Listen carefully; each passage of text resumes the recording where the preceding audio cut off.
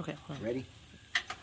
All right. So we're putting in the new longer studs. So in order to do this, it takes force.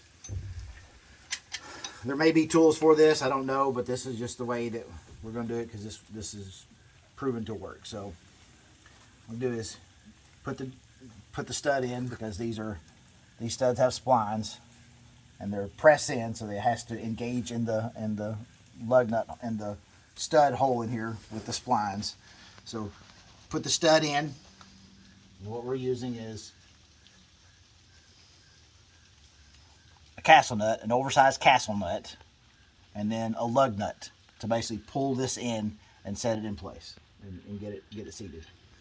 So what I do first, in order to make sure that this is centered and not crooked, is I use the it's a bigger castle nut, so it goes right over. You don't screw it on, and it basically just sits on the thing. But if you use the lug nut and do it with the taper side down right here, it'll help pull it up center. Pull this up center and up straight. And then we'll switch, and I'll show what we'll do. So pull it on here, and then we're using an impact.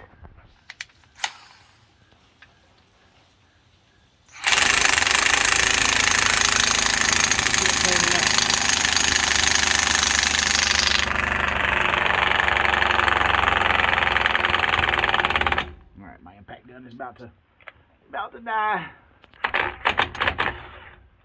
So now what we'll do,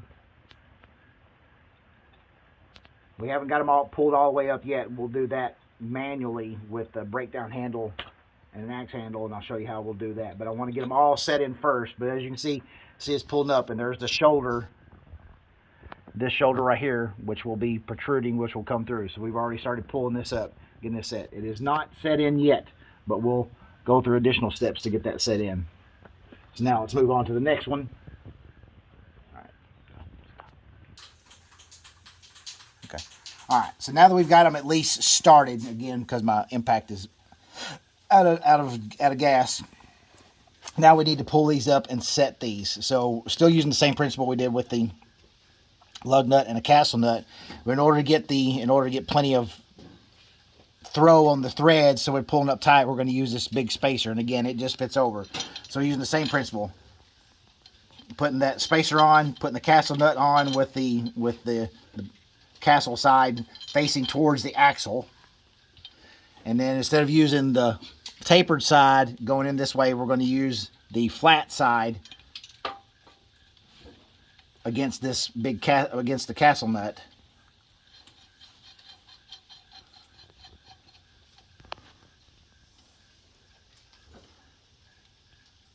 And now what we'll do is take our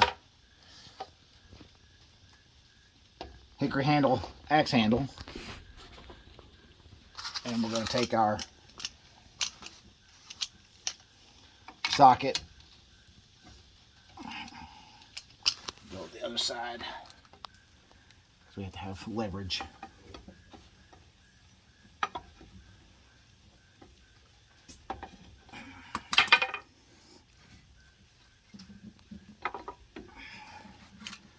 And we're going to use this to pull this the rest of the way up into the axle. So basically I've wedged the axe handle between these lugs to give me leverage so the axle doesn't spin. And it won't hurt the threads. And it won't hurt the threads. Using it's a axe handle, it's wood, so the threads will get into it. So basically what we're going to do is just like this.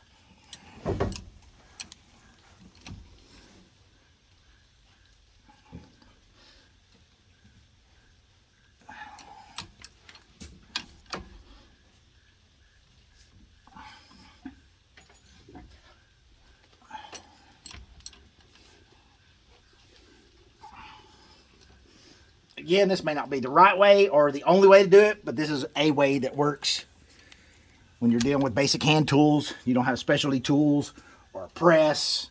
You don't want to take the axles out of the rear end. You want to do it as it sits on the car. 1/2-inch breakdown handle, socket, and a little bit of elbow grease. And you'll know when it seats up because you basically won't be able to turn it anymore, just like that. So this is set. This one's set. Now break this loose.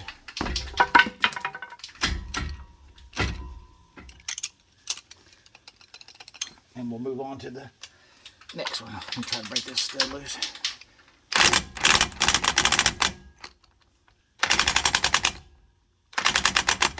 That's battery. All right, stop it.